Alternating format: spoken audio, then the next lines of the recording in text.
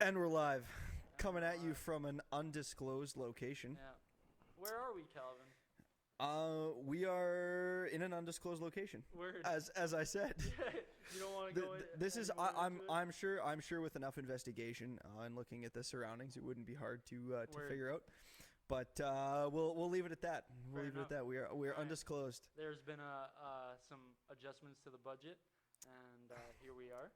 Yeah. So The Parker and I actually shorted a lot of stocks about a month ago, and given the recent market crash, we've profited millions off the backs of basically the entire world. yeah, So the average American. yeah, the standard hardworking family has put their Gas money. prices, that was us. Yeah, yeah. That's why we're here.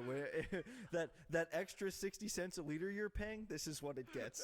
So thank you, thank you all. So yeah, we're here for episode 2 of how many Two. house cats? How many house cats? Yeah. No guest today, but Not guest today. guest coming soon. Yeah, definitely. So where do you want to start, Parker? What are we getting into today, my friend? Oh man, I don't know. Well, I mean, first thing, today has been a big day for our friend Parker. That's right. Yes, it has. Why don't you tell us about Yeah. what happened today and give us some background, Parker? Yeah. So I just finished my apprenticeship for the machinist trade. Woke up this morning, headed to school for my last day, and took the interprovincial Red Seal exam. Which, is- for the common folk, that means that Parker is able to work as a machinist Canada-wide. Also, the Red Seal, the Canadian Red Seal ticket is also recognized by the majority of countries as well too. So Yes. if I want to go work overseas, I'm definitely recognized there as well. Yeah. But yeah, so it's kind of a wild thing, you know, like it's like it feels like this is the first time in my life that I'm just like done school, at least for a while, you know, like straight out of high school, you know, I had already applied for my post-secondary schooling, right? So I knew like before I graduated high school, I knew I was continuing on, you know, taking the next step, but this is the first time where it's just like I'm in the workforce, you know. Yeah. Yeah. Yeah. Totally. How That's does pretty it crazy. feel? It feels. I don't know. It's Words. definitely a cool feeling. Yeah. You would describe it as overall positive then? Oh yeah, for sure. It was very surreal walking into the gym today because like they had the gym set up, right? Major like huge gymnasium and just desks everywhere, right? Kind of thing. And Is yeah, our like- audio recording? yes, our audio is recording. Okay, awesome. I just Yeah, figured. we have audio I this just time. I just yeah. figured after episode 1 mic failure, mic failure. that would be a good check to make. Yeah, we do have audio recording. I switched software, so So I can actually see that it's recording in front of me now. So no more mobile phone audio anymore. no more mobile phone audio. Like we yeah. said, budget upgrades. Yeah. So I didn't mean to cut you off. You were saying it was very surreal walking Yeah, it was into the a gym today. super surreal experience walking into that gym, knowing that I was about to take the hardest test of my life, and you know, I wasn't feeling overly nervous by any means. Like I knew the material well enough, right, that I was gonna go in there and have a decent comprehension of the subjects that they were about to throw at me in the test, and you know, like it's a 70% pass mark, right? And I think I'm pretty confident that I at least achieved that 70%, you know? That's wonderful to Yeah. hear, Parker. Yeah. I am truly happy for you. Thank you. I That's- appreciate that. I'm earlier on. I'm earlier on in my trade journey Word. than Parker is. I started a couple years later. I'm an electrician apprentice. I finished my second year of schooling last week. So yeah. Parker's got a couple years on me, but Well, yeah, I mean, I keep saying it to people, like, I just got so lucky finding what I wanted to do, like, before I had even left high school, right? Yeah. Like, my high school had an incredible machining program in there, and, like, first of all, the fact that I even landed in a high school that has a machining program at all is Yeah, like a pretty like I didn't rare I didn't thing, even know right? that was a thing Yeah. until you just said that. Yeah, So that's really fortunate. And it was a good machining program at that. So I just fell in love with it like right away. Like I knew before I graduated, I knew what I wanted to do, you know. So Well, that's awesome. I mean, Yeah. I think there's always joy in seeing people reach their goals. yeah, for You know, sure. I mean, I've come into your life, you know, fairly recently. 2 months. Yeah, and Yeah, 2 months. 2 months now, and you know, seeing that, you know, it hits personally for me as well, because you know that's where I'm aiming for. You know, Mhm. Red Seal as an electrician, and seeing, you know, someone who I would now consider a close friend, you know, reaching that point and coming out of that exam and feeling confident with it. And, you know, you didn't get 100. You know, and that's fine. That's But- for damn sure. Yeah, but you put in the work. You put in 4 years of consistent effort, and you achieved a goal that took a tremendous amount of effort and foresight to achieve, and that's pretty impressive, man. Thank you, Calvin. I appreciate that. That's pretty dope. That's pretty dope, man. All right. Not to make it too sappy or anything, Yeah. but Yeah, man. that's sure. that's pretty cool. So I've been thinking about this since the last podcast, and I touched on this. However, you know, I feel like we didn't get into this to the extent that we should have, and Right. this is the Dyatlov Pass incident. Okay. Which I referred to this last time as a bunch of dudes in Russia that you know, got in this mess somewhere out in the wilderness, and they were found outside of the tent. I think there was 9 of them, and I gave a very I guess you could say broad approach Okay, to this this. is the skinwalkers. Yes. Yeah? Okay, word. This is where my skinwalker theory came in. That's not discussed on the Wikipedia page. I don't know why, because I feel like skinwalkers should be heavily considered in this. I say that jokingly, but also seriously, because the explanations. I mean, let's be honest, Russia does not have a great track record for being honest, and they're just like, oh, it was an avalanche. Mind you, these are professional ski guides and other highly trained individuals. And they were naked, you said, right? Well, yes, a whole bunch of them were very scantily clothed. They had Yeah. nothing on them. A few of them had pajamas, but essentially nothing. Which is strange, and they were like far away from civilization. Too, yeah, right? so- like, why would anybody be wearing pajamas? Well, they were sleeping in their tent. Okay, gotcha. It was an expedition. It was an expedition, and so they were all inside the tent. It was a big tent. It's a 9-person tent.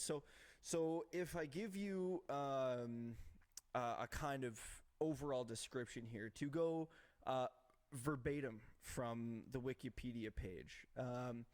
It was an event in which 9 Soviet trekkers died in the northern Ural Mountains between the 1st and 2nd of February 1959 in uncertain circumstances. The experienced trekking group from the Ural Polytechnical Institute, led by Igor Dyatlov, had established a camp on the eastern slopes of Kholat-Syakhl on the Russian SFSR of the Soviet Union. Don't know what the Russian SFSR is. I'm assuming it's a region. Overnight, something caused them to cut their way out of the tent and flee the campsite while inadequately dressed for the heavy snowfall and sub-zero temperatures. That's a very, you know, overall summary of what happened. 4 of the bodies were found lying in the water in a creek. And 3 of the 4 in this creek had damaged soft tissue to the head and face. 2 of the bodies had missing eyes, 1 had a missing tongue, and 1 of them had missing eyebrows. Whoa. Man. Which raises the hair on my arms, Yeah. because that shit don't just happen, Yeah, that man. doesn't just happen, right? You Yeah. know? And so essentially the investigation concluded that a compelling natural force had caused the deaths. Now, quite a few theories have been, you know, put towards, you know, the cause of this whole incident. And this includes animal attacks, hypothermia, which can cause delusions, avalanche, catabonic winds, infrasound-induced panic, military involvement, or some combination of these factors. And the explanation that the Russians went with, after initial investigation, right after this has happened in the late 50s, early 60s, the explanation was simply natural causes. They reopened this investigation. In 2019 was when they did it, and their conclusions were presented in July of 2020, and that was that the avalanche was the answer to the deaths. Now, the reason this doesn't really make sense is because the conditions, the slope above this tent of which they formed, was not conducive to avalanches. Right. And so it doesn't really make a lot of sense that avalanche would have come down on this tent. And also, these are highly, highly experienced people, Right. Who are very unlikely to set up a camp in a dangerous position. Now, when we go into the contradictory evidence of the avalanche theory, the most hilarious one, and this kind of got me laughing on the Wikipedia page, when they list the contradictory evidence for this avalanche. The location of the incident did not have any signs of an avalanche having taken place. Dude, and yet, that's the official explanation from the Russians. So let's keep going. Let's keep going on the contradictory evidence on the avalanche, and then I'm going to give you a little more information on what things looked like after they cut their way out of the tent, and then I want you to propose to me what you think happened. Okay, sounds good. Because you haven't done a dive on this topic, right? You're an outsider who's going to be getting this information. You're not tainted by the Wikipedia page. Yeah. So into our contradictory evidence of the avalanche, we've got over 100 expeditions to the region that have been held since the incident, and none of them have ever reported conditions that might create an avalanche. So since then, it's never happened. So still could be an anomaly, but potentially feasible, but highly unlikely. Right. Given that track record since 1959, there has not been an avalanche. An analysis of the terrain and slope showed that even if there could have been a very specific avalanche that found its way into the area, the path would have gone past the tent. Right. Which it just makes it's so absurd that the avalanche would be the option for this. Then it lists here the Dyatlov was an experienced skier and was studying for his master's certificate in ski instruction and mountain hiking. So very, very experienced. And then also the footprints leading away from the tent, and this part also gets the arms going, a little spiky. Is the footprints leading away from the tent were inconsistent with someone, let alone a group of 9 people running in a panic from either real or imagined danger. All the footprints leading away from the tent and towards the woods were consistent with individuals who were walking at a normal pace. Right. Bizarre. The footprints thing is very, very strange. Yeah, so they're just walking footprints. They're just going for a hike. They cut their way out of the tent and then walked with no clothes. Well, so that's strange. Yeah. It's very odd. It's very odd. So all right, what else you got there? So okay, so that's our contradictory evidence on the avalanche. Any supporting evidence of the avalanche? Sure. Let's go into avalanche.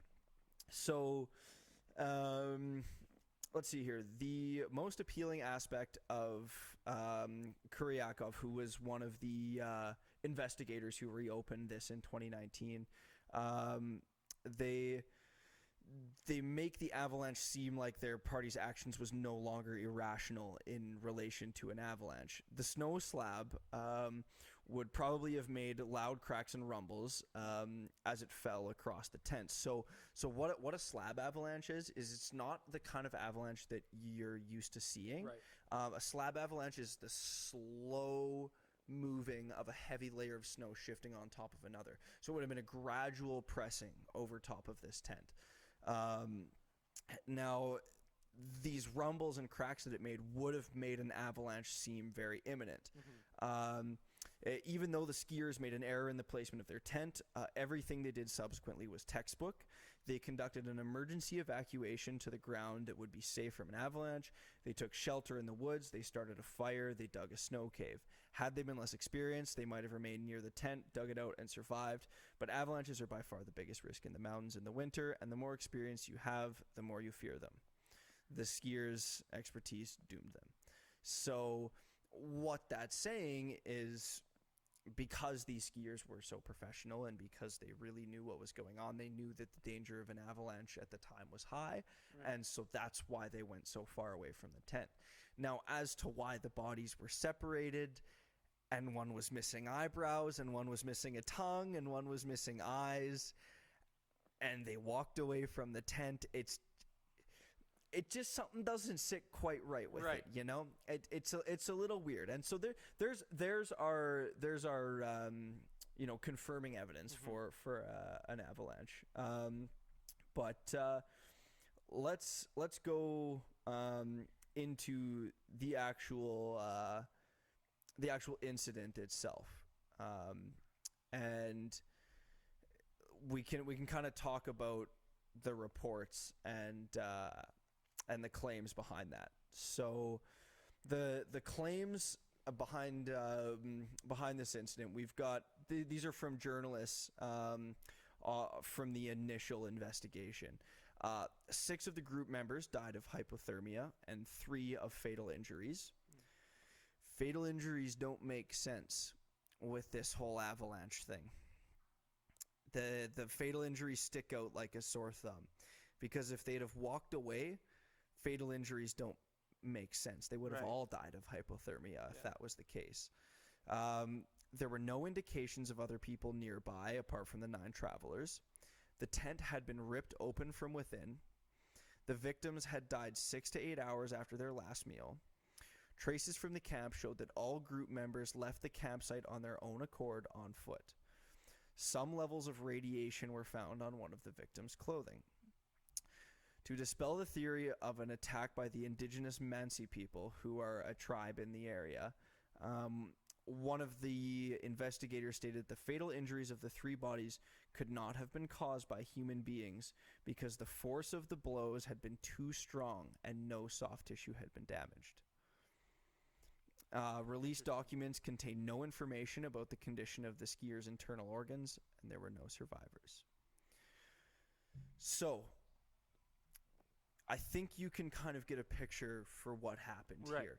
Some event triggered one or multiple of these expeditioners to cut their way out of the tent, to which all of them followed. They made their way down to a wooded area. It was like 1.5 kilometers away. It was quite a distance, and scantily clothed in, I think the temperature was, minus 25 to minus 30. So wow, that's pretty cold. Very damn cold. Yeah. And they made their way down to these trees. They started a fire. They made a snow cave, and this was at night, from what we understand. And they attempted at some point to make their way back to the tent. Given the darkness, whatever may have caused it, I'm not convinced it was just the weather conditions. But that's because I think it was a skinwalker. I'm biased. I'm biased here. But the group got split up. 4 of them were found in a river with missing stuff off their bodies, and the others, were just frozen solid.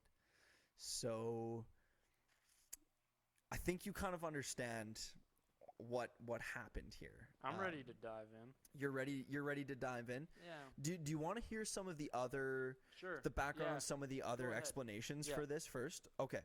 let's do that. Let's pull this up. Okay, explanations. Here we go. So avalanche obviously is the number one. Katabatic wind is another, and they're very, very rare, but can be extremely violent. They were implicated in 1978 in Sweden, where 8 hikers were killed, and one was severely injured in the aftermath of a katabatic wind. What is that? It makes it's essentially a tunneling of wind that creates an extremely high speed, Right. and imagine a bottleneck where wind under the right conditions gets forced into a certain area and becomes very, very forceful. That's essentially what it is. So that's one of the explanations, is a tent that would have been violently shaking and would probably have collapsed. Another is infrasound, and infrasound is an interesting thing. So the infrasound is a wind that can produce a frequency capable of inducing panic attacks in Really? humans. Yeah. So that's like sub 20 hertz? I don't think, I'm not sure. I'm not sure what the actual frequency is on it. Right. But it would have caused them to lose their composure, escape, get out. By the time they were far enough away, they could have regained composure, and that would explain why they attempted to return to the tent, Right. potentially. So another that we have is military tests. So the campsite did fall within the path of a Soviet parachute mine exercise. Parachute mines were mines that would come down and detonate above the ground. This theory is pretty interesting because it can explain some of those trauma injuries on explode.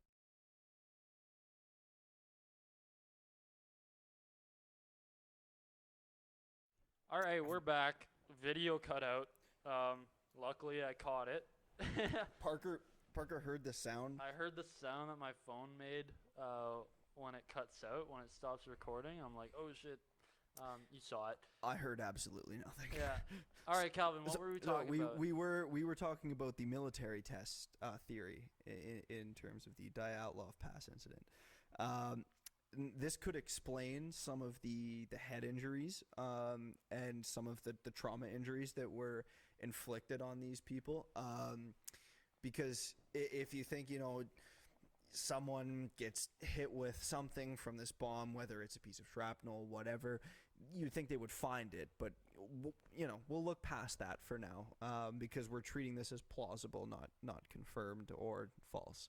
And then you look at scavenging animals, and maybe, animals came in and, they ate the eyes and they took the tongue of someone. And Keep going. the eyebrows is a weird thing. But essentially, these are bombs coming from the sky. There would have been bangs heard, which could have frightened them. Still doesn't really explain the cutting out of the tent part. That's probably the weirdest part for me. It's very strange. Yeah. Why would you not just go at the front? Which that's where the avalanche theory comes in. Maybe the entranceway was blocked. Maybe the entranceway was blocked with the avalanche. Right. It's definitely plausible. But then also, as stated, there was no evidence of an avalanche. Yeah. Well, and also if the entryway is blocked, like that's a pretty major avalanche. I'm thinking probably every way out of the tent is blocked. If the entryway is blocked, it depends. If it's right? if it's a slab avalanche, like I was saying, it could have slowly pressed on the front and blocked it. But the sounds that a slab avalanche makes, it's alarming. It could have, yeah. It could have. By the way, this is not me defending the avalanche case because it was a skinwalker. Right. But basically this is just saying it makes sense. There were this theory coincides with some other reports in the area of orange orbs floating or falling in the sky within the general vicinity of the hikers. Now we also have the paradoxical undressing, and this is really interesting because it links to the hypothermia. So have you ever been hypothermic before? No, I have Okay, not. so I have. It wasn't extreme. It was playing outdoor hockey on Interesting. Boxing Day. We spent all day outside, and it was minus 25, minus Right. 30, similar kind of temperatures, and I was sweating all day. And I sat down by the fire at the end of the day, but I wasn't close enough to the fire, and the sweat on my body really chilled me, and I didn't really realize it was happening. And I, after sitting in the cold for a certain amount of time, I was having a really hard time talking. Right. Not just like when your lips are cold and you're like, really trying to like, enunciate your words. It was, I had a hard time forming sentences. Like mentally, Yeah. yeah. Yeah, and so it's a chill, but it's more so what it does to your brain. And so that leads into this paradoxical undressing thing, where it's a That's a pretty common thing with hypothermia, right? Is that your mental state starts to slip, right? Yeah. And people It's think that the they're too delusions, hot, right? yeah. And they strip all the clothes off their body, even though they're already freezing to death, right? Exactly. It causes people to remove their clothes in perceived feelings of a burning warmth. Yes. It's undisputed that 6 of the 9 hikers died of hypothermia. Right. And others in the group appear to have additional clothing from those who already died, which suggests that they were of sound enough mind to add layers. Right. So it could have affected certain members of the group more than others. It's just another component of this whole incident. Now there are lots of other potential, little things that are added here on this Wikipedia page, but those are the major explanations that I just told you there. So, with all of that said, tell me, Parker, what caused those 9 hikers to die?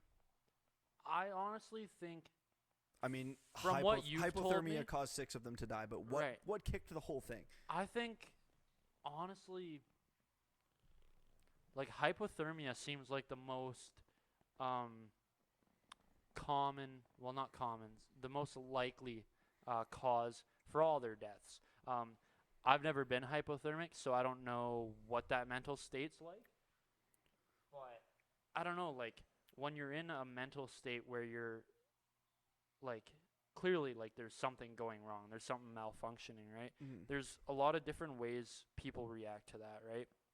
And I'm thinking hypothermia could be the cause of some of those injuries, those fatal injuries too, you know? Where are we at? She's recording, right? There's a pause and a play button. There's a pause and a stop button. Yeah, word. It'll be a red circle if it's not going. Okay. No red circle. Yeah, I think from the information you've told me, it's definitely possible that some of that stuff could be hypothermia. Because I don't know, like if you start to get violent, maybe. So you think it was a form of delusion then? Yeah, Okay. maybe, and like Okay. that could explain the ripping of the tent too. Like Mhm.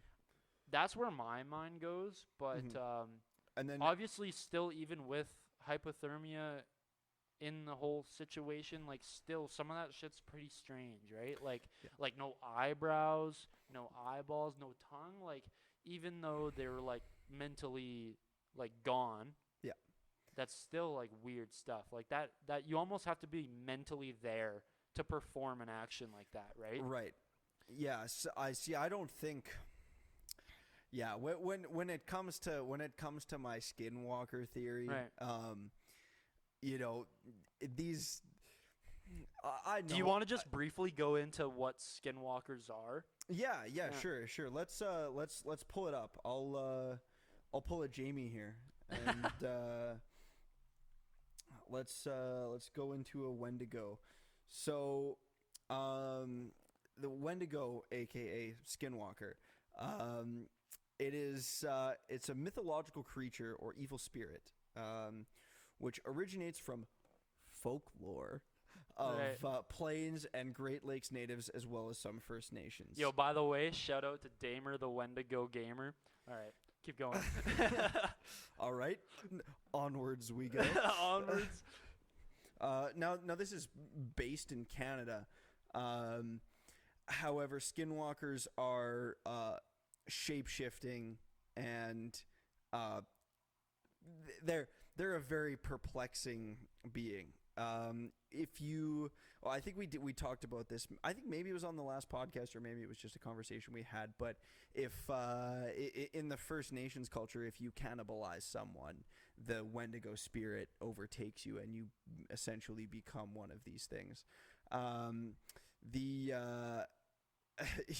In modern psychiatry, the Wendigo lends its name to a form of psychosis known as Wendigo psychosis, which is characterized by symptoms such as an intense craving for human flesh. Wow. Yeah, it's pretty sketchy stuff. Now, this psychosis, I mean, man, this is like, it kind of freaks me out to talk about this. I mean, I read a book on this that kind of went into the whole Wendigo thing, and the reason I think this could be a possible explanation for this whole incident is that there's a whole lot of things that just don't line up. It seems as though every theory that's there has contradicting evidence to it. It's the one thing seems convincing, and all of a sudden, okay, that doesn't fit. Whereas skinwalkers are capable of anything, and so this is. So it's a perfect puzzle piece, you know. It is, and so this is also another phenomena of the psychology of the supernatural world, is that when us humans fail to understand a concept through any sort of rationalization, we turn to the supernatural. Right.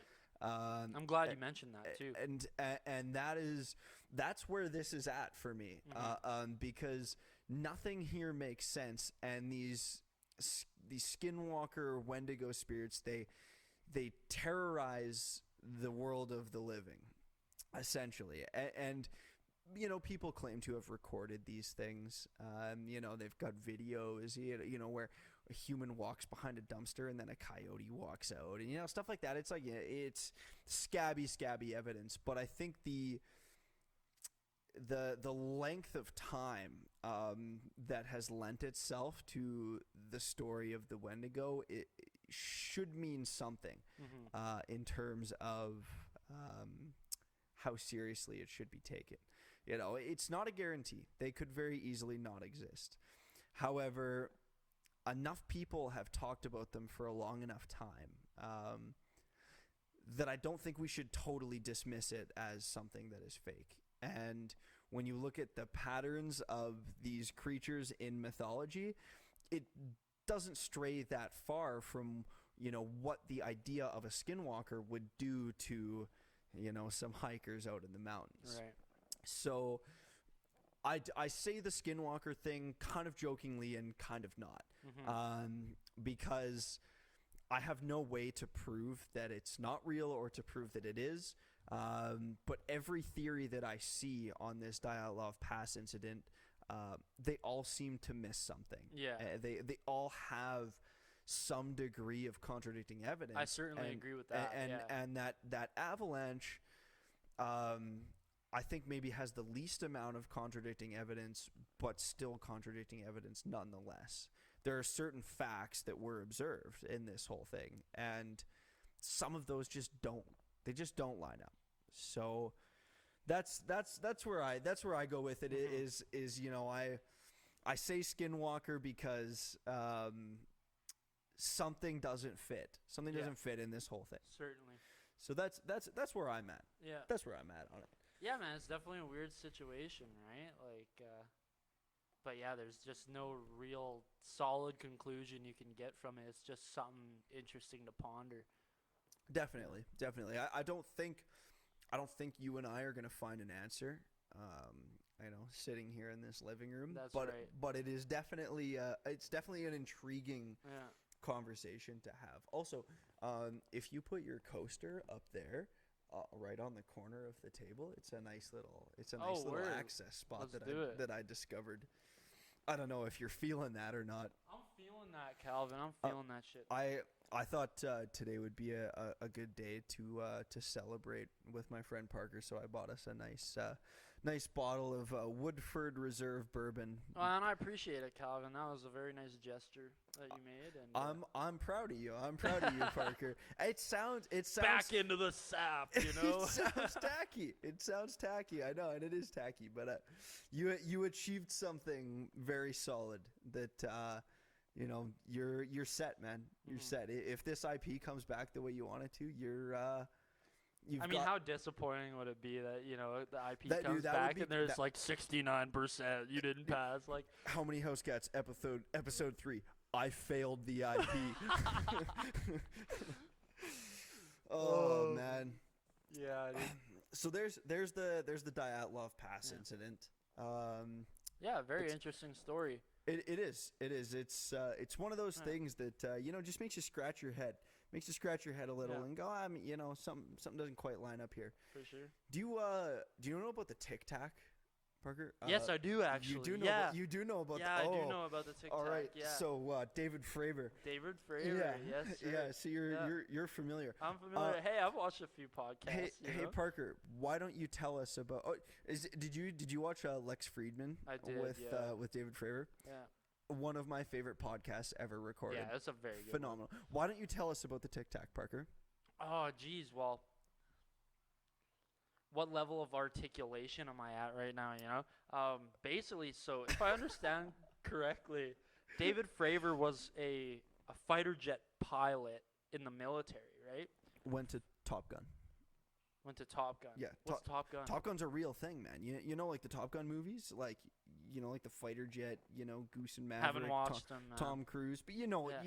Okay, fair enough. Fighter premise. jet movies. Yeah. Where- Top Gun Academy is like a real thing, which I don't think a lot of people know. Oh, is that right? It's like a movie franchise, but Right. also the Top Gun Academy is It's a a real very thing. is a Okay, very real word. thing, and he took part in the Top Gun Academy as a So student. that's one of the most prestigious fighter jet academies. Precisely.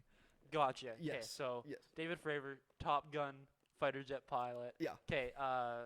I'm not. Yeah. He was out off the coast of California, if I remember correctly. I can't remember what he was doing out there, but It was a training exercise. it was a training exercise. Okay, he was out off the With one coast other of pilot. California, and he was flying around out there, and he saw this moving object, and it was moving in non-mathematical ways, to put it simply. So this thing was accelerating and decelerating instantly from light speeds, right? It was moving around and Mm-hmm. Yeah, Right? It was changing positions Yeah. using a method of propulsion of which humans, we haven't as far discovered as yet. we're concerned, have Yeah. not discovered yet. Right. No, it There is. was no it is- acceleration. There was no deceleration. It was like a manipulation of gravity, so Yeah. to speak, right? And I think it's important to note that it's kind of a conception that military technology exceeds Public knowledge. global civilian technology by about 20 years. Is that right? Yeah, so it's about things that we are seeing now. Mhm. In regular society Mhm. would have been things that were discovered by elite military groups. You say 20 years is the buffer gap. Approximately 20 Right. years ago, the things that we have now would have been conceived. I reckon that time frame is probably shrinking over time. It could be. It could be. And I think it's important in this scenario because in 20 years, that kind of technology is still not foreseeable. The movement of that object, which Right. is a large Tic Tac shaped object floating over the ocean, even in 20 years of development, is not really something that we believe we're capable of. Right. So, anyways, I'll let you continue. So, Yeah, so I don't know. That's about all I can really Mm. scrape up Mhm. out of my memory about David Okay. Fravor and his Tic Tac. You know. okay. Do you mind if I lend Yeah, lend please. some more information to this? There's a few very eerie parts of this that I mean, honestly, no one has an explanation for. The Chinese were like, definitely wasn't us. We're as confused by this as you are. Right. Russians did the same thing. Basically, the whole world was like, what are these things? And And there's been multiple accounts of these, right? yes, and they were all kind of in that same amount of time. So this Tic Tac was picked up by the aircraft carrier of which these planes came from, and that aircraft carrier pinged one of these Tic Tacs, the one that David Fravor and one of the other pilots were looking at, and that object, that Tic Tac, jammed the fucking radar, and that's Whoa. yeah, bro. Yeah. No, I forgot about that Yeah, aspect. Yeah. that is where it really gets weird for me. Dude. That's where it really gets weird for me, is because you have this object that is floating over the ocean, and it's moving in very bizarre ways, and it's hovering over the water, but it's not creating vortices on the surface of the Mhm. water like anything using propellers would. So if it was providing a downward thrust of any Right. kind, whether that be propellers or jet engines, you would see the exhaust or the air movement hitting the surface of the water and creating vortices and white tips and Yeah, you know, yeah. The water spirals would be moving spirals about, of water right? coming off of the surface. Yeah. This was not seen. It was simply an object that seemed to be floating there and moving in these erratic patterns. And David Fravor said, I'm going to go take a look at this, and went to go closer, and then gone. It's disappeared. And when it's relocated, it is spotted at the exact rendezvous point for the training exercise of which they were doing. Mhm. So this was something that they planned in advance. They said, here's the training exercise. You're going to go through your motions. You're going to meet back at this point. Something like 3 odd miles away, I believe. This has been a while since I've gone into this, but you know, it's X distance away, and Tic Tac pops up on the radar once again, exactly where the rendezvous point for the training exercise is. Right. And that's a weird one, because it could be coincidence, or the other two options I go to are that was some kind of military intervention by another country that simply hasn't admitted to it, that has their hands on some kind of fabulous technology that we just don't. And maybe they have, you know, if they're capable of that technology, they're definitely capable of getting ears into the debriefing of the training exercise that they were doing, and so they could understand where these pilots were going to meet, and you know, say it was Russia. You know, if they've got the technology to make this little radar jamming Tic Tac, mind you, this is not the size of a Tic Tac; it's the size of a 747, Right. but shaped like a Tic Yeah, Tac. yeah. If they've got that capacity, then they can definitely get that capacity to Oh yeah, they'd definitely to be hear able in to hear in on a training Yeah. mission. You know, it's either that or that Tic Tac was something else that us humans are not familiar with. And it's so intelligent that it knew exactly where they were going, whether it listened to them beforehand or it possessed the means to gather that information after it had been said. And that it's kind of uncomfortable, again, because it's, you know, I don't like not understanding things, but these are subjects that are just so far beyond understanding. How about this theory? yeah. The Tic Tac was a fish from the Challenger Deep. A fish from the Challenger Deep. Well, what is the Challenger Deep? I don't know. Oh, about you this. don't know what the Challenger Deep is? I believe, if I'm not mistaken, the Challenger Deep is the deepest part of the ocean, and we haven't even. Is that not the Marianas Trench? I thought the Challenger Deep keep actually going. was the. Keep going. I'm not sure. I'm gonna find it. It's between find the it. two of them for sure. Gonna pull a Anyway, Jamie. no, that was just a dumb joke. Obviously, the Tic Tac's not a fish from the Challenger Deep, or it could be. We don't know because we haven't been to the Challenger Deep. Anyway, sorry to take us way off track. Okay.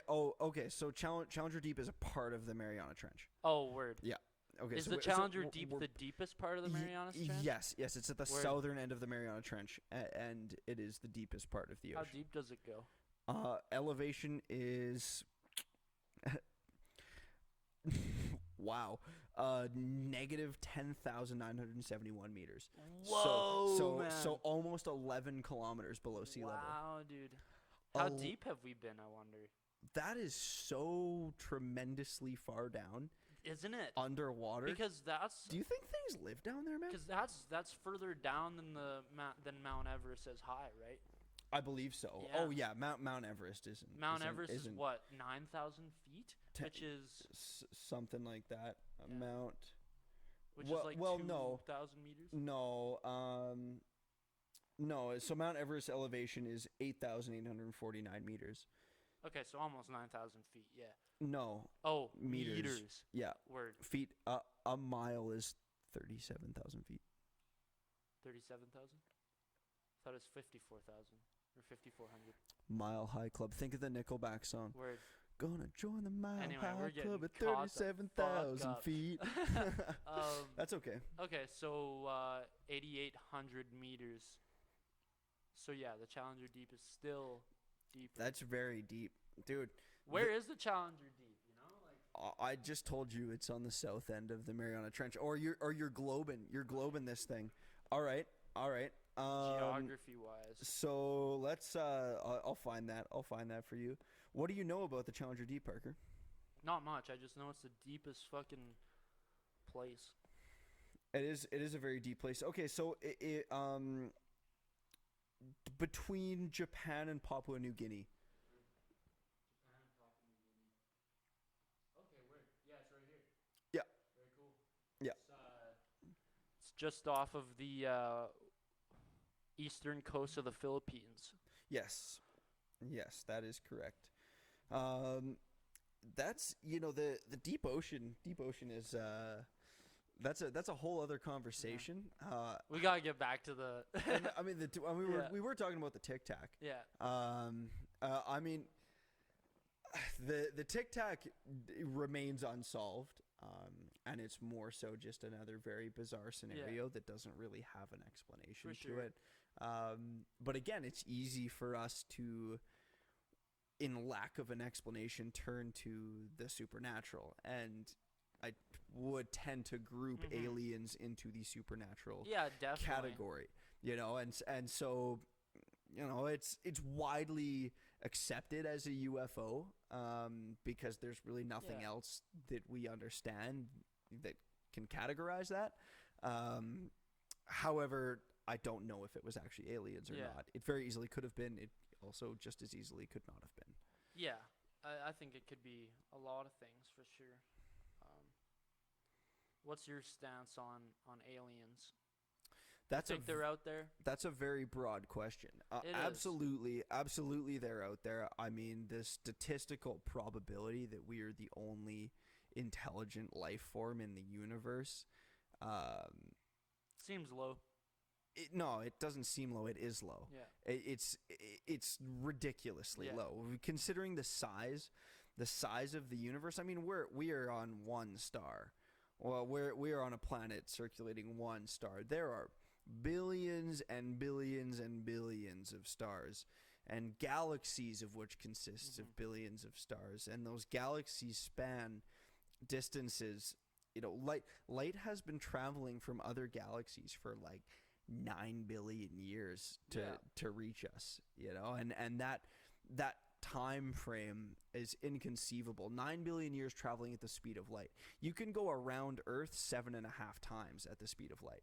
And so that, I mean, it's so huge. To put some scale on it, that's just such a massive space, that for us to be the only ones, it doesn't make sense to me. But I mean, counter argument to that, I guess, is that we don't, as a species, we don't understand what the steps are for a lifeless planet to all of a sudden switch to having its first, cell or whatnot, right? We don't know what that process is. We don't know how common it is. We don't know how rare it is, right? So for us to say, any planet that revolves around a star that, is the same distance, same orbital period as us, has potential for life, we don't know. Like, we really don't know how rare it is, right? That being said, the universe is so large that I think there is. If it was possible here, there's gotta be probably somewhere. possible elsewhere. How common is it? Is there billions and billions of planets that have life on it? That I'm not so sure of. It's hard to say. Yeah. It's hard to say. I feel like that one we don't really know. I think an easier question to approach is, have they been here? What do you think? Well, I mean, you and I talked about this on the last one. Right. We did talk about the Zimbabwe deal with those kids. Right. I think I do believe that some kind of contact has been had throughout the history of humanity with something that is maybe not our traditional idea of aliens, with almond-shaped heads, with big Gray eyes. aliens. Yeah. It may not be that, but I do think interactions with beings that are not from the same four-dimensional, experience that we have. Four-dimensional being X, Y, Z, Time. and then time. Yeah. I don't think. I don't think it's only been us. I think there are interactions that have been proven by enough people and enough anomalies to say that, there's something going on that we don't understand. Whether it's to say it's a foreign civilization that's deciding to intervene with Earth, I couldn't imagine that really being the case, but maybe. Well, it's hard to say because, why would they care about us? Yeah. I mean, we are egocentric in the, we think of how we would think if we found an alien civilization. We're like, we'd be fascinated with them, and we would want to interact and find things out about these people and study them, but change their behavior, that's a stretch, as humans, to want to find another civilization somewhere in space and change their behavior.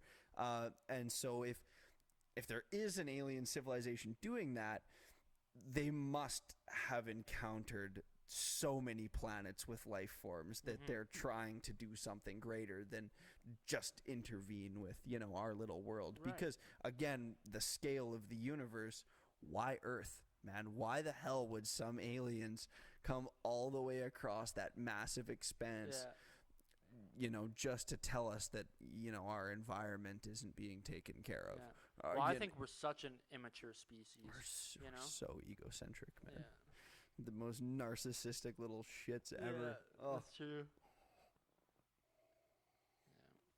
What do you think, Parker? What I do just think?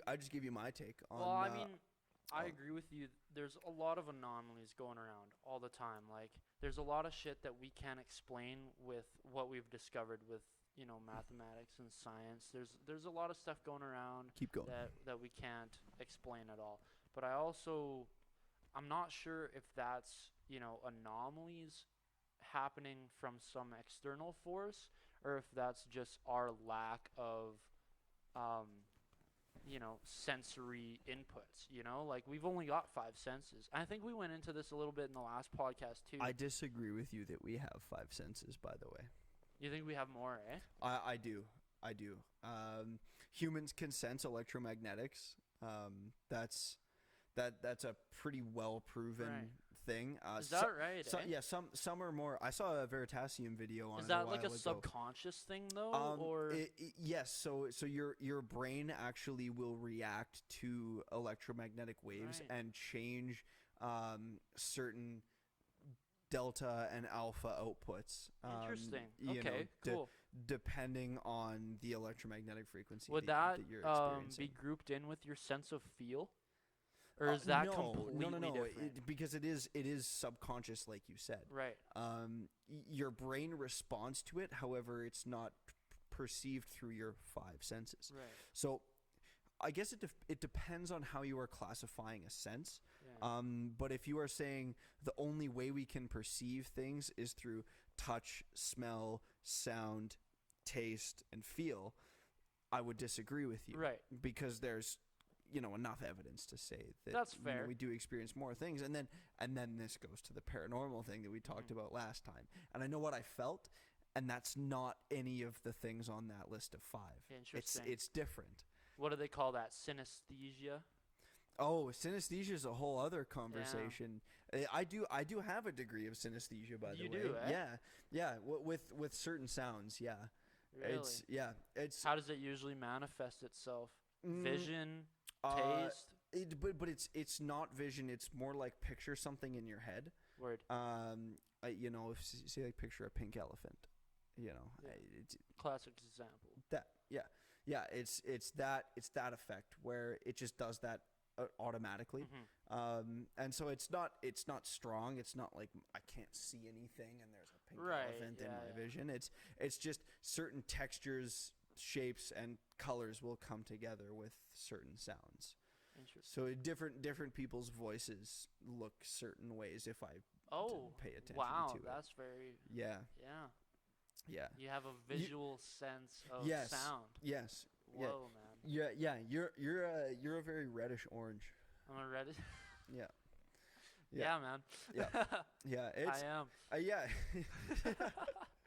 No, it's true though. I mean, As Jimmy Carr says, strawberry disgusting. oh Dude. man, That's probably my favorite ginger joke of all time. Strawberry disgusting. Dude, Oh, well, that is pretty fantastic. that's a fucking good joke. I feel like we've evolved as much as we can on the alien conversation. Definitely. I don't know if I have too much more to offer. Yeah, other, no, for sure. other than Well, the I mean, fact we that can talk more about sensory perception if you like, because Yeah, I that's would- definitely an interesting I, topic. yeah, right? I would be happy to. So yeah, you were saying like you disagree that there's 5 senses. I'd say I actually agree with you there, but if you were to say that we have unlimited senses, I'd disagree. Because I don't know whether it's 6, 7, 8, 9, 10. I think it definitely caps out at some point, and I think there's definitely information that we're missing. And I think that's been proven scientifically too. Not that I'm gonna point to a study or anything, but yeah, like there's definitely some shit that we don't see, we don't feel, we don't catch, right? And I think a lot of like these paranormal stories and all of these wild stories that have no explanation to them, I think most of them can be put into that category where we just don't have the equipment to observe what's going on. Yeah. Right? What do you think? I think. Whoa, man, the lights went out. Whoa, man, the lights went off. Robo House. Robo. Yeah. Sorry, that's some advanced technology Yeah, of the household. You want to go take care of that real quick? Yeah, bro, I will take care of that. We'll be back. Basically, Calvin, by the time you're back at this mic, I want you to give me a how many house cats question. You want me to what? Come up with a little how many house cats question. You know? You got one? You got one loaded up or what? Word up. How many house cats would it take to take down a hippopotamus?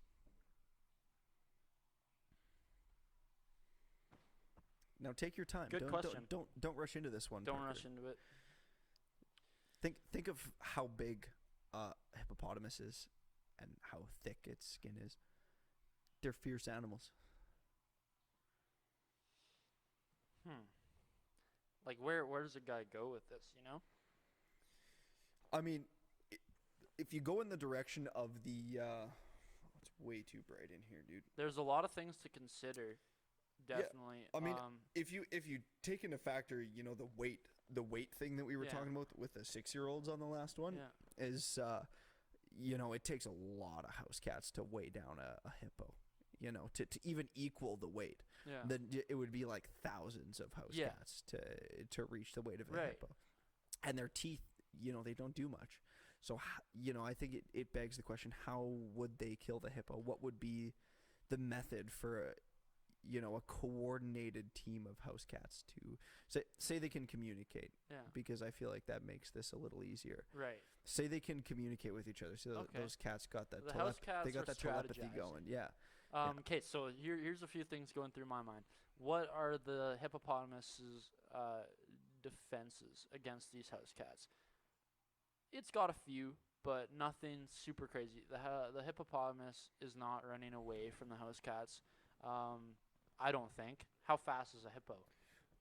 Rather fast. Oh, is that right? Oh yeah, they're like bears. They're sneaky fast. They're that fast, eh? Yeah.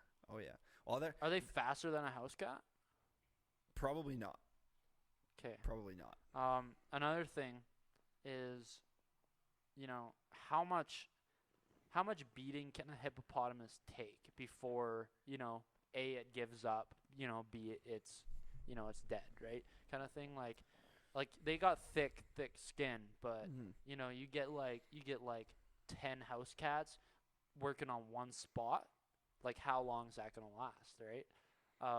The other thing I thought about is the hippopotamus, so like very heavy, right?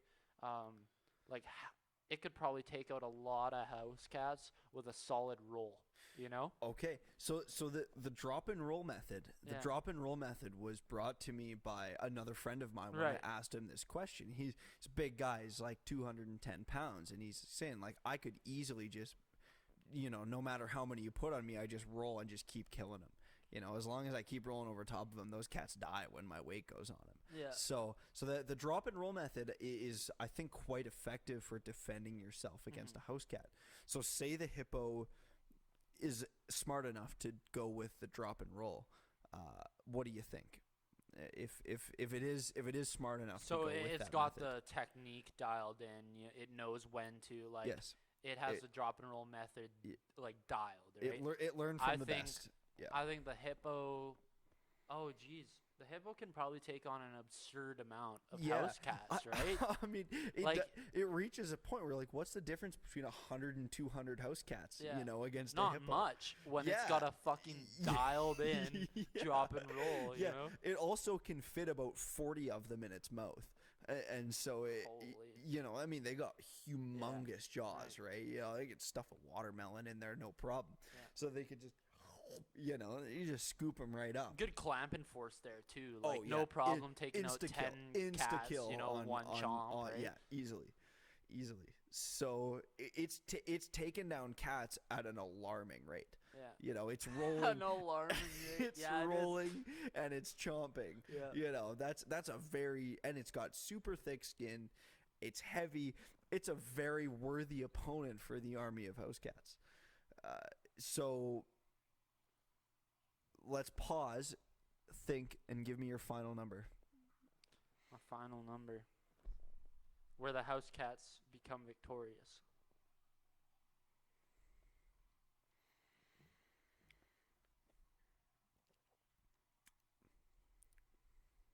I definitely want to go, 4 digits for sure.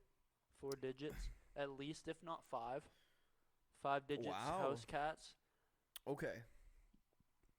Because there's got to be some major strategizing on the cats' side, and they've got to have a few chances at it, because Well, I think you take 5,000 house cats, for example, they can suffocate the hippo. right, they will also end up suffocating like at least the first 1,000 house cats that are Right, on the yeah. bottom of that pile. But I think, it wouldn't take, after a certain point they can just suffocate it.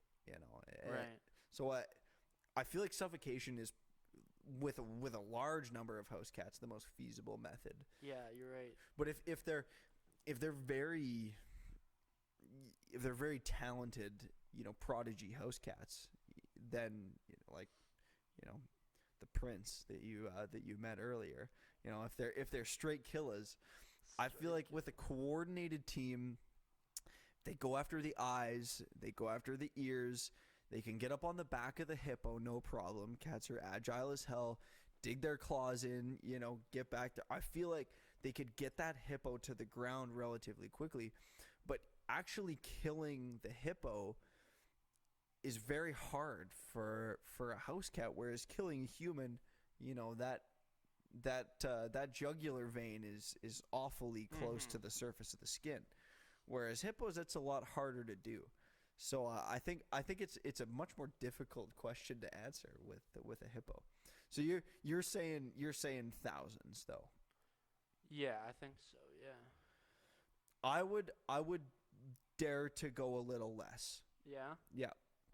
I would say probably 500. 500. Yeah. Yeah, because think of how long it would take a hippo to kill 500 cats. That's a very long time. Yeah. It's I feel like hippo would get tired. Hippo would get fatigued with just the sheer number of cats that kept coming at it. Because it takes maybe 40 or 50 cats to cover that entire hippo. Right. And if they're all working on them, and somehow that hippo clears them, it'd be exhausting to get that many house cats off of you, and then all of a sudden there's another wave. Yeah. And then just picture 10 more waves, Right. of those cats. I feel like by the end, hippo has some open wounds. It's tired, and I think ultimately it goes down after like a few hundred. I just don't think it. The endurance is there, unless hippos are like marathoners, and we just don't know. Maybe they have unreal endurance. I doubt it. I doubt it too. Yeah. No. Yeah, you're definitely right. I feel like 5 digits is a very large number. Ludicrous. Yeah. It is ludicrous. Yeah. For sure. But I mean, they would definitely get the fatality at that point. Yeah, that was my initial train of thought. Yeah. When you put cardio and endurance into Yeah. the mix, like It does I started become- thinking it about does I was like, become a okay, factor. yeah, like maybe 5,000 cats is a little overkill. So here's another one for you, Parker. Yeah. How many house cats would it take to kill a 6-year-old? I like that question. I think it would take 2 house cats. Yeah. Yeah. Like 1 to 2, depending on the 6-year-old. Do you think one house cat could kill a 6-year-old? Oh yeah. Oh yeah. Yeah? For sure. For sure. Well, I mean, we talked about this last time with the killer instinct of a 6-year-old is not much. Right. And their self-defense mechanisms, there would be a degree of biology that pulls through, Yeah. and can help Not them. well developed. Yeah, Yeah. it's minimal. It's minimal for sure. And so you throw on a killer house cat onto that kid, and little Timmy doesn't know what to do. That all of a sudden that cat's on its neck, and if that cat is ripping off pieces of flesh, I feel like Timmy probably is getting out muscled. Yeah. Timmy's getting straight up outclassed by the cat. So I think I bet you, yeah, one. I do think one top tier house cat. Yeah, you can't grab any house cat and, No, expect Garfield it to is take not- care of a... Garfield is Garfield's not cutting not a it. good candidate Yeah. for the role. Yeah, I mean, what percentage of house cats do you think could take a 6-year-old? Like, how low does it go, Like, is it 15% of house cats could do it? Is it 60%? I mean, I feel like it's harder to gauge the house cat aspect of that versus the 6-year-old aspect of that. Right. What percentage of 6-year-olds Could take a house cat. withstand a Right. top tier house cat? It's definitely not 0. No. There's some fucking Dude. wild Oh, 6-year-olds yeah. out there. Oh yeah. Some of those 6-year-olds have got, they're doing Yeah. fucking trigonometry and And shit. yeah, you know? they're on like a straight liver Yeah. diet. You know? They They're going only- home and eating fucking kale and steak, you know? they're just peak humans at the age of 6. Yeah. They could easily, take down a house cat, no Yeah. problem. Yeah, I think I would say like 20% of 6-year-olds could withstand a house cat. Like 1 in 5 6-year-olds, they've watched enough movies. Right. They Dad's know, taught them how to use a hammer. Yeah. You know? yeah, they've got a little bit of hand to hand, especially the ones with brothers. Mhm. They've got that close combat Definitely. experience. You're a 6-year-old and you got a 7-year-old brother. Yeah. You're in good shape. Yeah, Yeah. yeah, exactly. So I feel like 1 in 5 is not bad. Yeah, definitely. Yeah, but still fatal for a lot of 6-year-olds versus a house cat. I mean, the thing with house cats that's interesting is they're minimally armed. They've got claws and Yeah. they've got jaws, but they're little, and so they can only do so much damage. But they're so fierce. They're so fierce and so relentless that I really do think a 6-year-old just wouldn't be able to hold up to the anger of a house cat. Mhm. Forget pit bulls eating toddlers. It's house Yeah. cats now. Word, man. So Parker, do you think if animals could speak, Word. if all of a sudden, animals can talk? All animals, you're saying. Yeah, if they could all talk, do you think you would still eat meat? Depends what them animals are saying, bro. It's true. You know it's what I true. mean? Yeah. It's true. It's very true. Also, this needs ice. This is still too. This is a little too. It's a little sharp, eh? Yeah, it's kind of getting me a bit. Yeah, I could definitely do for some ice. It's alright. I'll ice you. Keep going there, Parker. So it depends, like, like, are what the animals saying representative of their cognitive ability, or are these instantly, like, hyper intelligent animals? No. It's No, it's yeah. Like It's they're representative of their cognitive oh yeah. ability. Oh yeah. Like that like dumb golden retriever that Yeah. everyone knows is Yeah. going like, oh, tennis ball. Yeah, it's Okay, like word. that kind of thing. So I think, yeah, I don't think that would change a whole lot about, my relationship with meat.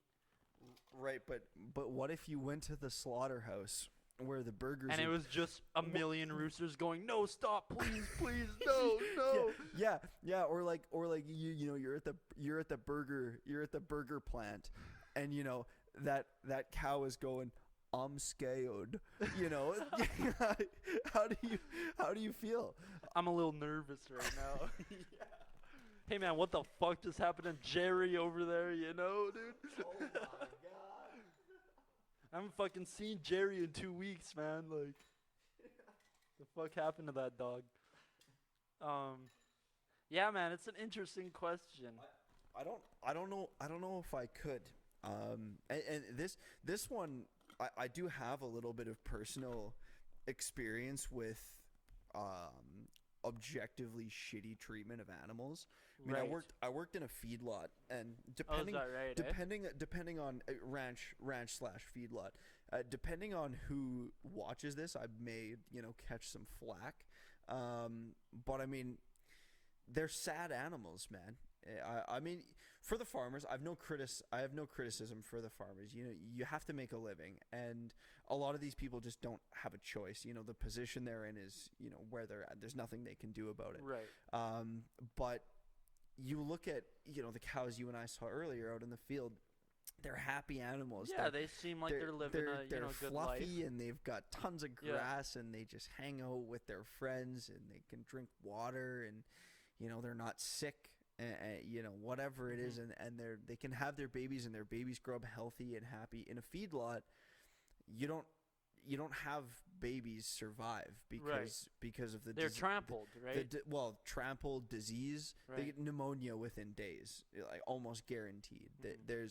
It's very subpar living conditions. Imagine if you took humans and you took away their human experience and you put them in a big enclosure and you brought food to them twice a day and their entire existence was purely to eat. That's essentially what it is. It's just a routine feeding of these animals with an unnatural diet that is designed to fatten them up as much as possible. You start them, we feed them barley or high barley rations by the time they're butchered, and barley really packs on weight for animals. If you give an animal that has been on grass for its entire life a 90% barley diet, they will bloat and die instantaneously. Really? It's unnatural for them. They're not supposed to eat it, and if they do, they die. And so when they first come in, they start them on like a 10% barley ration where you have a little bit of barley and then it's mostly silage, which is just, chopped barley stalks essentially. It's not. They wean them into it, eh? Yeah. They wean them onto it into an unnatural diet that is designed to pack on as much weight as possible without the use of hormones. Using hormones is another level of, the ethical questionableness of the industry. But I mean, I was around these animals and you can see it. It's in the way they look, but it's also in their expressions in a way, and it's hard to describe, but I feel like most people can agree you can pick up expressions on animals. They do have a degree of human expression to them where they will make a certain look on their face and you can understand the emotion that animal is feeling. And being around these cattle, all day, every day, they're sad, sick animals that are trapped. And if they could talk, they would say things that would make me never touch any meat again. Yeah, man. So there's that aspect of it as well. I didn't eat McDonald's for like a year and a half after working there. I didn't have any fast food burgers or anything because I was like, man, this is a little messy, I mean, it's a fucked up thing, man. But it's also necessary.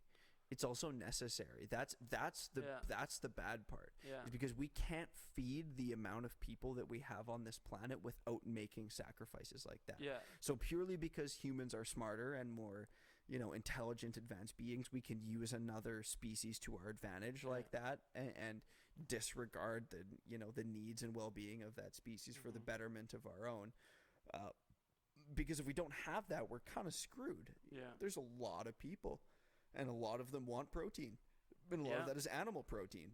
And so we need, in order to feed all of these people the protein that their diets need, you need a degree of mass farming, which almost inherently means traditional mistreatment of animals. Yeah.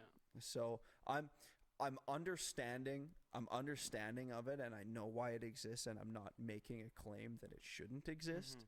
But it's also a sad thing to see, right? It's still hard to see. Yeah. It's still hard to see. That's the same position I take on it, right? Obviously, it's a horrible thing, and nobody wants to see animals, treated that way. But also, like I said earlier, a clown having conversations like this, wearing these glasses. Man's got to eat. Man's got to eat. Yeah, man. Those glasses are a staple. Sorry, I cut you off there. You keep on. It's all good, bro. Yeah, man. Like factory farming. Hopefully, there's a solution down the road, something better. For right now, it doesn't seem to be going anywhere. Yeah. In fact, it's only getting worse, right? Well, I mean, more and more people. More and more all the time. Animals. Yeah. Definitely very sad. Yeah. I think one change that can be made is not necessarily getting rid of factory farming, but ensuring that the people who are doing the work there care for the animals. Right. Um, Yeah. I've been around people who have little to no regard for the well-being of the animals, and just they're not humans, so why care? And I think that mindset is a little bit, it's a bit unhealthy. When I was working at this farm, it was most of the time, you'd see these animals, and I would feel a degree of empathy for them and be like, I want to make this, as nice and easy, for you as possible. And sometimes cows disagree with you, and being a human, you have to make sure that they know that you're the one who is going to win that disagreement. Right. But there does come a limit to that, where you need to know when to stop, and you need to then consider that animal as something who experiences its own degree of emotion and happiness. And it's, I always tried to put a focus on that in being in that industry. I mean, I grew up with lots of animals, and I think that does make a bit of a difference. Me being really close with lots of dogs and cats and great little critters, and I don't think that those animals in factory farming, I don't think their lives are worth any less than the people who pamper the hell out of their dogs. Certainly not. Or whatever it is. It's it's a life. It's a life, and purely because it's a cow doesn't mean that it should be put into subpar conditions and treated poorly. And so you do need to take you do need to take that into consideration when, I don't know how to word this, but in this whole factory farming conversation, I think that's definitely an aspect of it, is getting people who legitimately care for the animals and are there to make those animals who are contributing their lives to human benefit, making sure that they are as comfortable as they can be given the circumstance. Definitely. And I've witnessed a lot of that not happening. So that's my rant on my personal experience with that. I like that. With that industry. Well, and like you said, those factory farmers that really don't view animals on the same plane as us, which definitely we have some advantages, right? But my view on life has changed a lot over the last few years. I used to think nothing about stepping on an anthill or crushing a spider, but now you watch you're hanging out in a parking lot with some guys shooting the shit. You see a guy stomp on a bug, that makes me cringe a little bit now. I can't obviously it's what are you gonna do kind of thing, right? Everything but wasps. I hate wasps. Oh yeah. And I will instantly. And gophers. Gophers, that's purposeful. That's not just hatred. Gophers, especially around here, dig holes, and horses and cattle break their legs, and then you have to put them down. Right. So it's not just killing for the sake of it. There truly is a purpose behind that one. But yes, I do hate gophers because they break the legs of animals that I care about. So, personal bias, but then then it becomes the dilemma. The dilemma. Yeah, it is a dilemma, right? Yeah. But as soon as I said that, I was like, oh wait, some animals provide us more value than others. They do. So they do. You hierarchies exist. That's just a fact of this is true. Of existence, right? Anyway, what an intricate topic, man. It's very hard to navigate because my morality likes to say that all things should be treated equally, and a life is a life is a life, and it doesn't matter if it's a human or an ant or a cow or a dog. But or reality a doesn't its foundation is not on morals, right? Yeah, it's just not, which is that's very true. That's just how it is, right? It is what it is. It is what it is. So Parker. Yes, sir. There's a lot of laws. There's a lot of rules out there. If you could take one of those rules, one of those laws, and make it not a law anymore, take something that's illegal, something that's against And the make rules, it legal. and make it legal. What do you think it would be? It's a good question, Calvin. Thank you. A law. Jeez, man. It's a tough question. Most laws are in place for a reason. Most. Psychedelics is an obvious one. That's the easiest one to go for, like It is. Canada yeah. just made marijuana legal a few years ago. Mm-hmm. Like 5 years ago now. Yeah. Fucking crazy. Yeah. Yo. 4 that- years ago. 4 years True. ago. I remember. I Um, think I was in 9th grade. Maybe. No, you would have been 18 years old. Really? Yeah. Oh damn! I guess I was just way too good of a kid. Yeah. Weed was legalized in 2018 in Canada. Okay. And mushrooms aren't still. So that would be like my number one. But Mhm. obviously, like every drug, you shouldn't be in prison for doing drugs, right? BC is taking steps on this. Yeah, I I don't know saw if you that. heard about this. Yeah, Yeah, I saw that recently. that's good Very to see. impressive move. It is. It's ballsy. What about you? Do you have something a little less, Any- in taboo? Well, no, not taboo, because I'd say that's probably the most common Yeah. one is say, decriminalize all drugs. No one should be in a fucking cell because they put a chemical in their body, right? Yeah. That's a pretty general way of thought nowadays. Do you have anything less, less mainstream than that? Less mainstream. I mean, immediately, this is still very mainstream, but not psychedelics. Is abortion? Here in Abortion, sure. in Canada, I mean, this is a hot topic today. I don't know if you heard anything about this, but the Roe versus Wade thing that's been going on in the U.S. Essentially abortion laws that were put in place a long time ago to protect the rights of women and their right to their own choice was just removed today. Really? Today? Yeah, and it was a very questionable move and a little bit frightening to see because I legitimately had hope. I was like, I think this is something that we're moving past. I think as a society we're like, oh, okay, Yeah. it's no longer up to like 3 people in the government to decide whether an entire nation gets to keep their babies or not.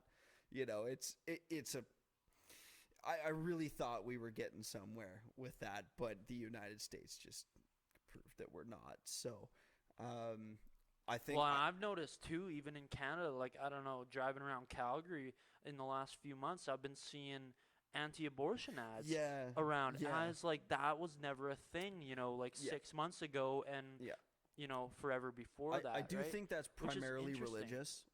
Yeah. I think maybe there's an ethics conversation to be had. That religion aside, it's is it a life? Is it not a life? Ultimately, I don't think that side of it really matters. I just don't think it should be a matter of legality. I don't think that that's something that the government should be involved in, and I never have. So, I think that one, in Canada we're doing all right with it. I'd agree with that. Like, yeah, morally speaking, I don't know where I sit on the fence with it. Honestly, it's a very complicated topic, right? It But is. like you said, like should the government be deciding what you do in that situation? Almost certainly by no means, right? Mm-hmm. It's overstepping. It's overstepping in For my sure. opinion. Just like a lot of things, And I think it's also something that we have accepted as normal. I think if you push a certain idea on a population for a long enough period of time, they're just like, oh yeah, it's a matter of government choice. Right. But it's not. It's not, and it should never have been. And that's, I think the reason it begins in the first place is due to the crossover of religion and politics. Certainly. And that is such a freakishly messy concept, and how religion has defined the global political landscape. Because, I mean, so many of the right-wing parties are tied to Christianity. Um, and it's just bizarre. It somehow that formed a connection early on, and this Christian right was formed very, very early on, and that has lasted hundreds of years now, where you have a premier, a governor, a prime minister, a president, whoever it is, that must act on behalf of the party but cannot make certain decisions because of their religion. And thus, in order to make party decisions, they must align with religion. Right. And so you get this fusion of nationwide policy that is influenced by the religion of the person calling the shots. And that's so messy. That's so messy. Definitely. And it should never have been a thing, but it is.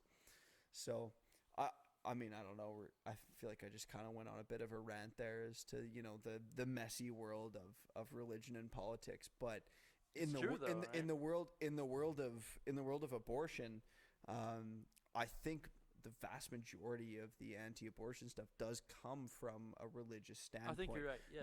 Not purely from an ethical standpoint, because the morality of the situation doesn't really tie into the legality of it, whereas the religion is what changes the legality of it, because the people in charge and the people who make the laws are the religious ones.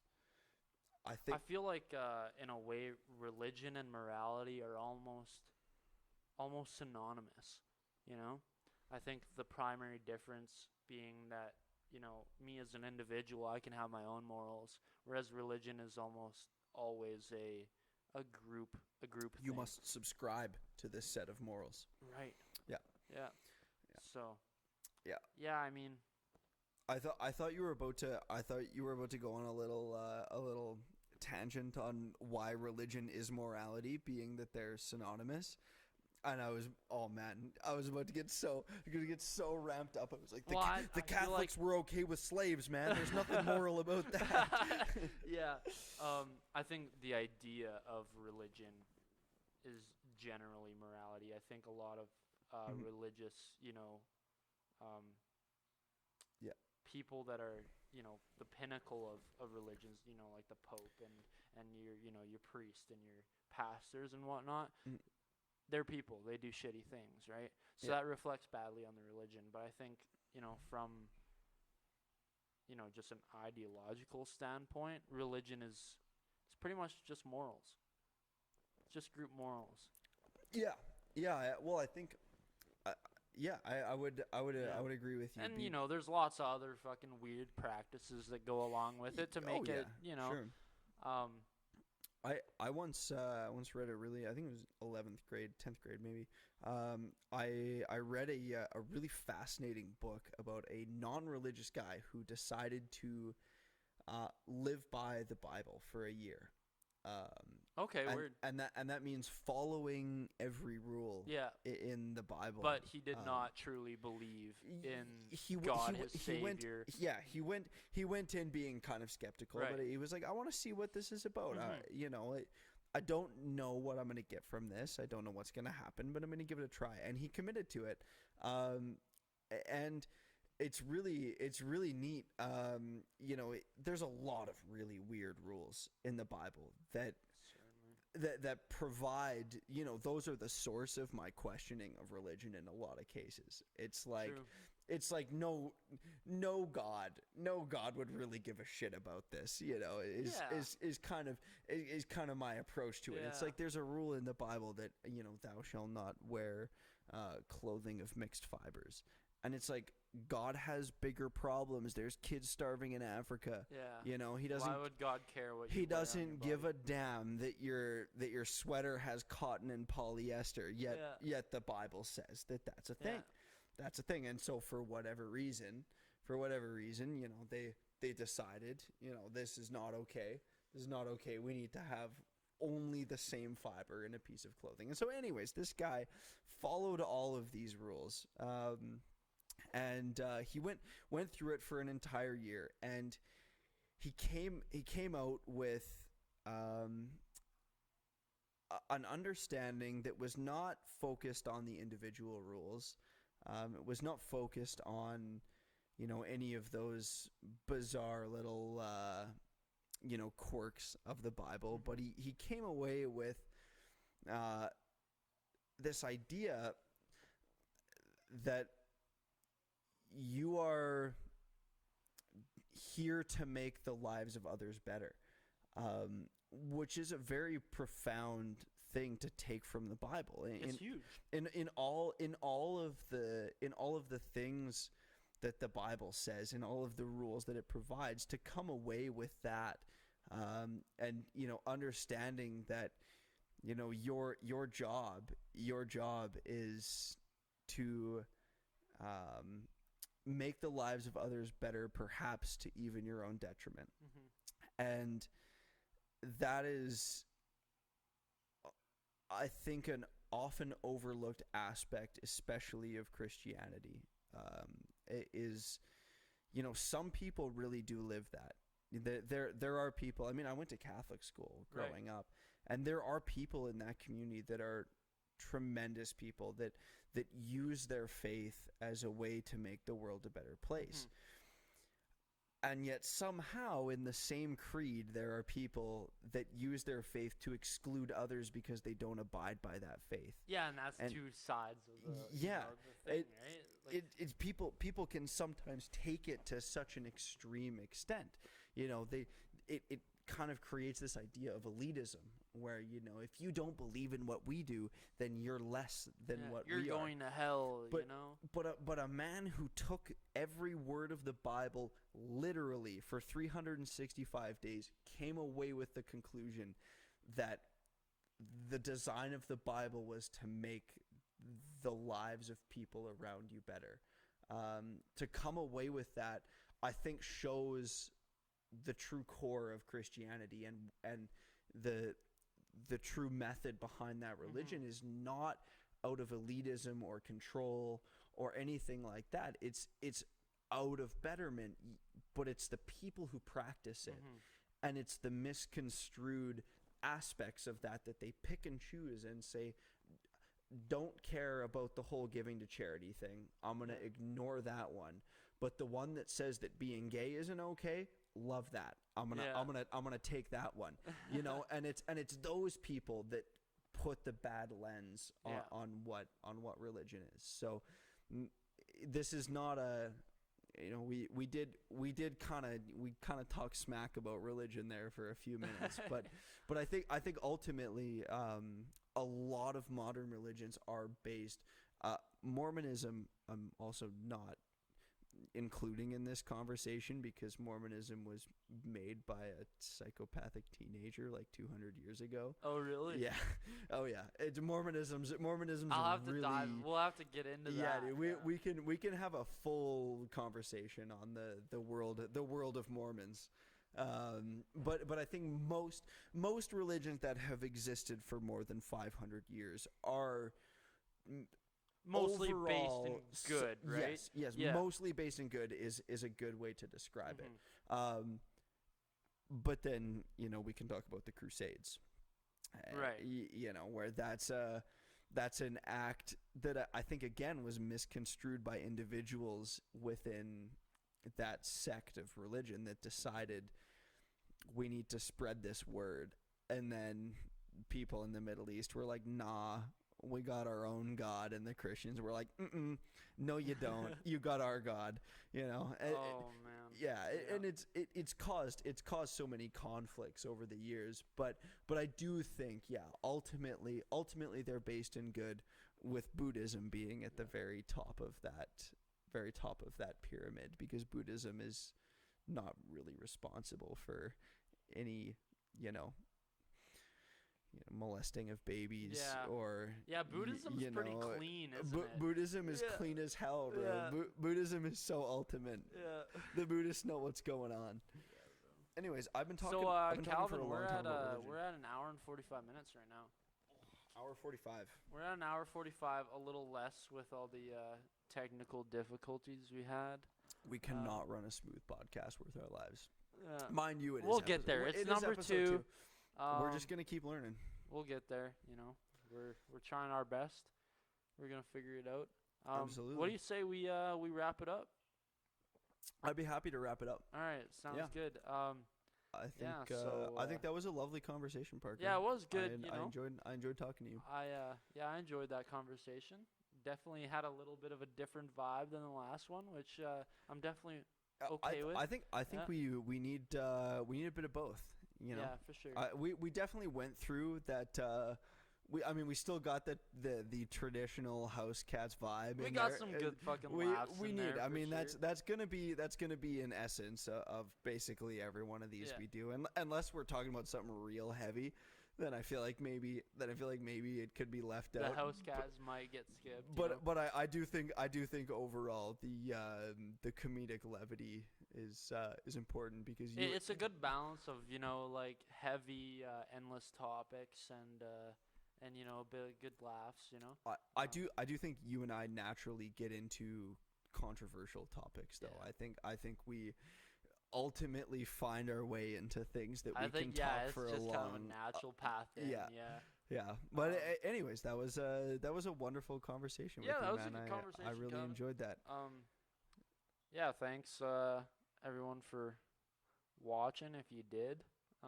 If you made it through the full you hour made it, 45 of technical yeah, difficulties fucking and Jesus, like, I don't know we if went I on could, a man. bit of a If I just ride there. if I just saw two random dudes talking about shit, I'm like, Yeah. man, get like 15 minutes in. Like these Yeah. guys are on some bullshit, bro. I don't know. Depends. It depends if we can get that hook, line, and sinker in quick enough. True, right? true. I mean, Um, watch episode 1 and you'll be done.